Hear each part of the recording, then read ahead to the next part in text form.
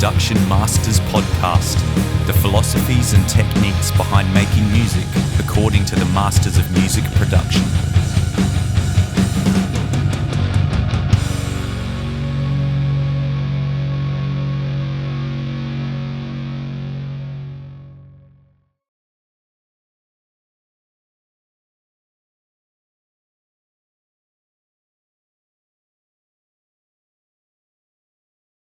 And in the back here, you can't see them too well because this is a big, wide. Listen, if I had to pay for a cameraman, we wouldn't be having this podcast. I can see everything pretty well. What are you? Oh yeah, what are you well, showing? in the back on the floor, there are three AVAA traps, electronic traps by PSI Audio, and they are like opening a hole in the back wall out to the outdoors. They totally make the back wall disappear at Oh my God. low frequencies up to about 150 hertz down to 15 hertz. So when they are on, I'm sitting here listening to, in stereo, beautiful sound from the front. And when I turn them off, you can feel the resonance coming from the back wall. Oh wow. So and that's must be using phase cancellation to do that, is it? It's a patented technique. There is obviously a microphone inside of each of these boxes. By the way, they weigh almost nothing. I can lift it up with two hands and move them around. Compare that to on the other side of the wall, the big traps that, it takes two people to lift and move around. They have a microphone, a perforated membrane, and a velocity transducer inside. And it's all analog technology. There's no digital technology in there. They do not need to be tuned. They sense any pressure wave between 15 hertz and 150 hertz approximately. They can go up to about 400. I've measured effects up to about 400 hertz. And if there's a high pressure wave, they turn it into a velocity wave, thereby making it disappear. So they're like an ultimate absorber, or is that what you would say? It's the ultimate trap, yeah. And each of the AVAA traps has a useful area about 2 or more meters around it. So when I have three of them on the back wall spaced equally, it effectively turns the back wall into a window. How long has that sort of technology been around? These were introduced in 2016. Yeah, because I haven't even heard of anything like that.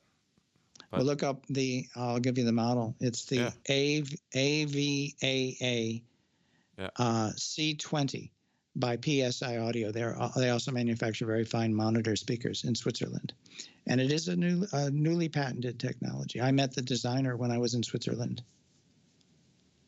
In fact, what's interesting is I was in Switzerland giving a seminar to Swiss radio, and in French and in English. That was fun.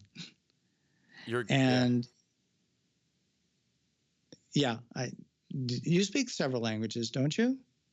Not very well. I stumble in German, and I speak English relatively well. I don't agree. No,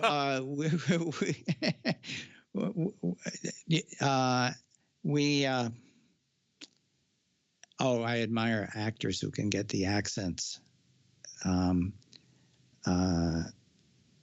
my gosh, what's the name of the girl who was in the movie The Piano, who's from New Zealand?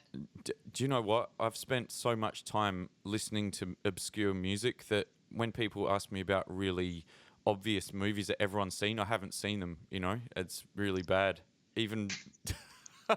Don't worry about it. But anyway, I can understand you. We are divided by a common language.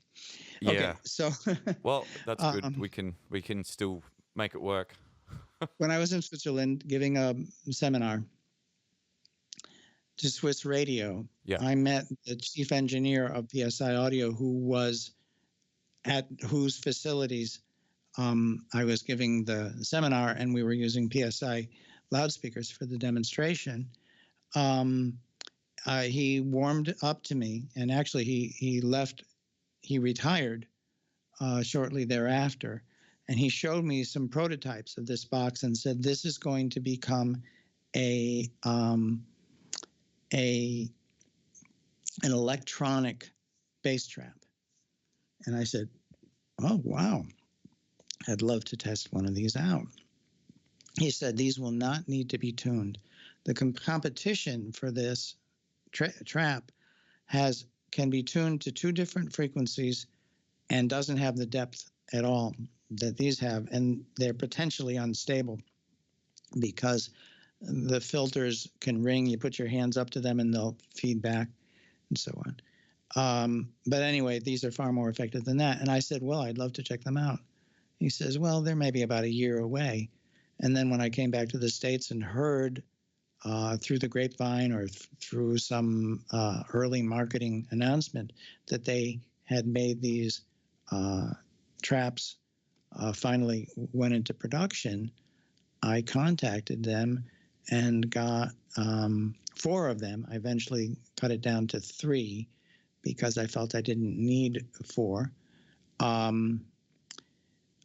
And I produced a review of them in Stereophile magazine, and I bought the 3. There you go. That's the end of it. Yeah, and one of the questions I had that I was going to ask, which I reckon I may know the answer to now, is if you could have a new room built from scratch to your specific specifications, would you even be bothered? Would you even want to now? No, but it took a long time to get here. When Bob Ludwig visited here, he was very nice, but he said, "Gee, I wish for your sake that your room was at least 30 feet long instead of 22 feet long, because, there were certain resonances that I couldn't easily control." You can EQ to some degree, but this is the bee's knees. This, in combination with the final tweak of EQ, really did it. But you've got a super high ceiling at your end as well, don't you? Oh God, yes, it's incredible. And let's see if you can see it. I'll tilt up. I'm sorry to get you up again, but we'll have to see that. It costs extra.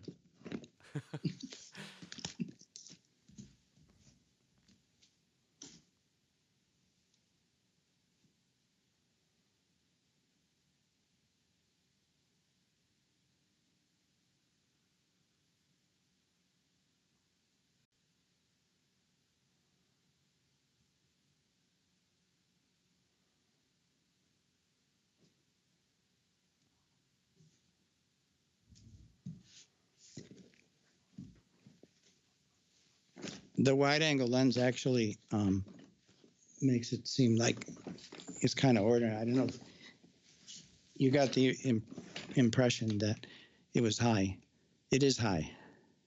How about 20 feet or something? 22.5 feet, yeah. Oh. Which is a little over 3 meters, yeah. Mm-hmm. Cool. No, that's wrong. It's a little over 7 meters. Wait, let me get that right. 22 feet divided by 3 is 7 meters. Yeah. Yeah.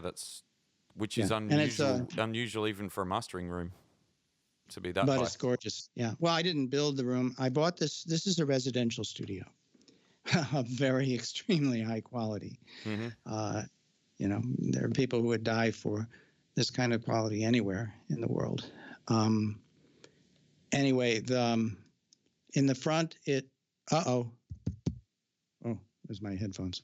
In the front, it's 12 feet high, 4 meters high, and it slopes up. So there's no floor to ceiling reflections.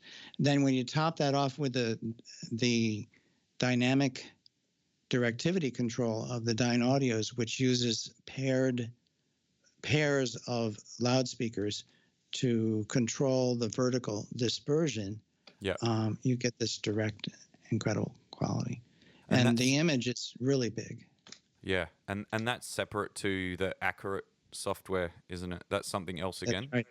But you've got Yeah, that that's an icing you got that on running the cake. as well, right? Icing on the icing on the icing on the icing of the cake. Yeah, which to that if you start explaining this to someone, they might think, "Oh, this sounds like a whole lot of could this work? It must be so complicated, all these things." But it actually does work, obviously.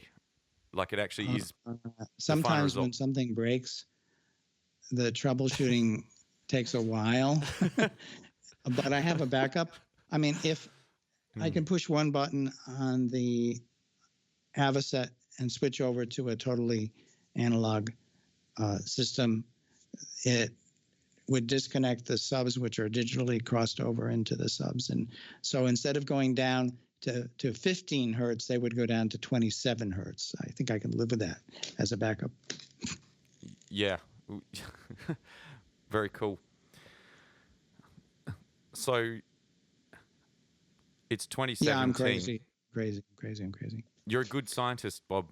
You're a good scientist. Oh, I hope more that I'm a good musician.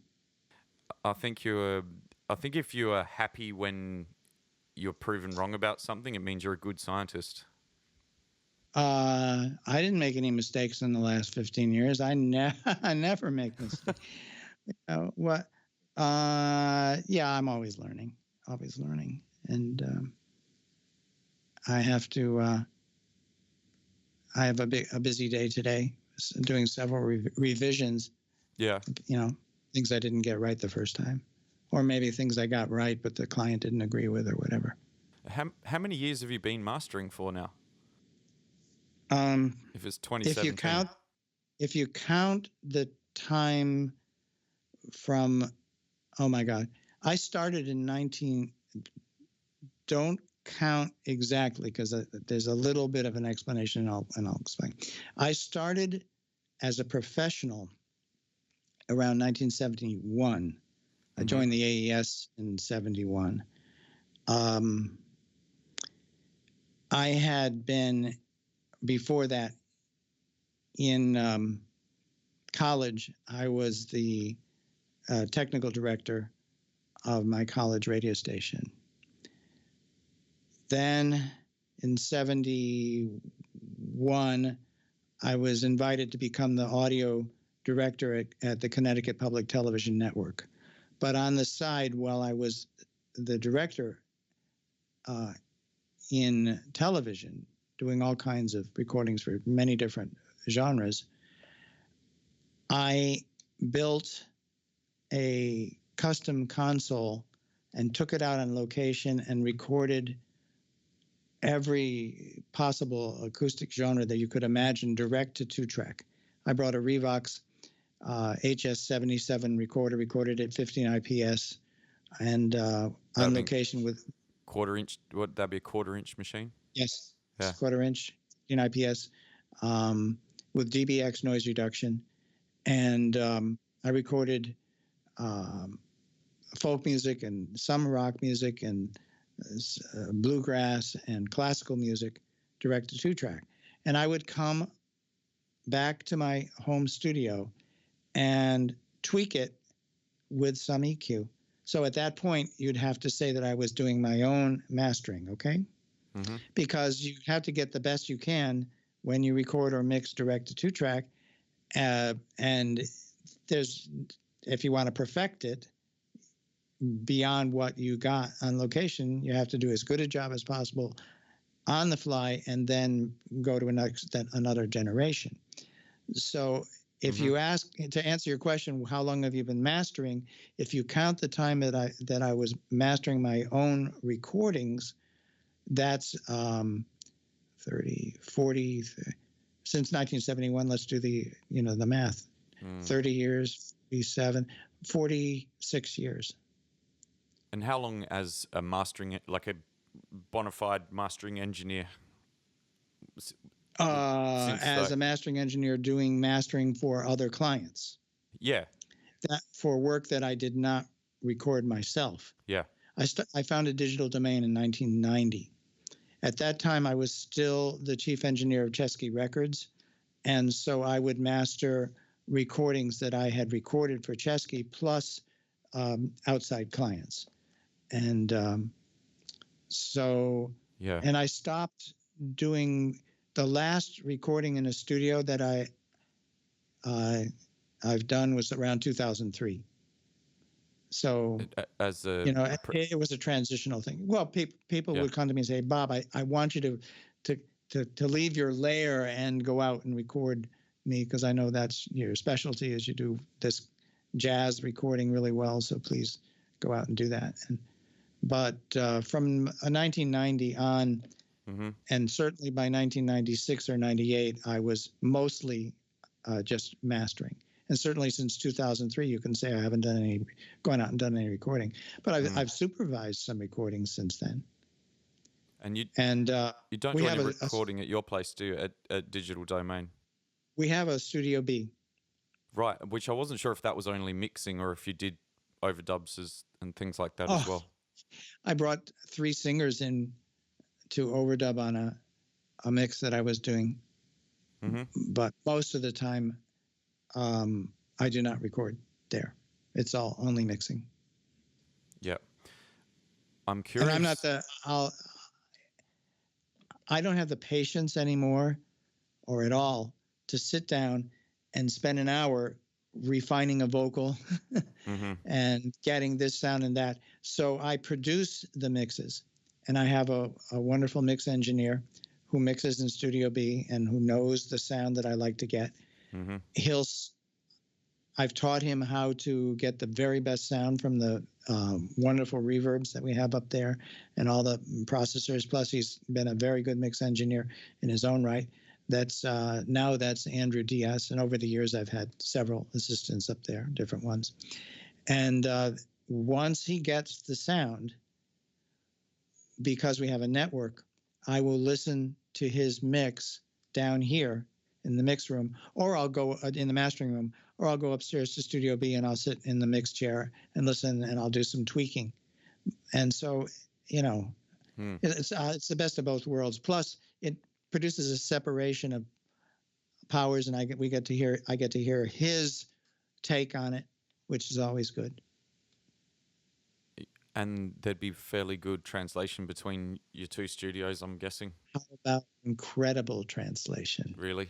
That's amazing. Yeah. Yep. Studio B has a pair of Genelec 8260s, which weigh about 60 pounds each.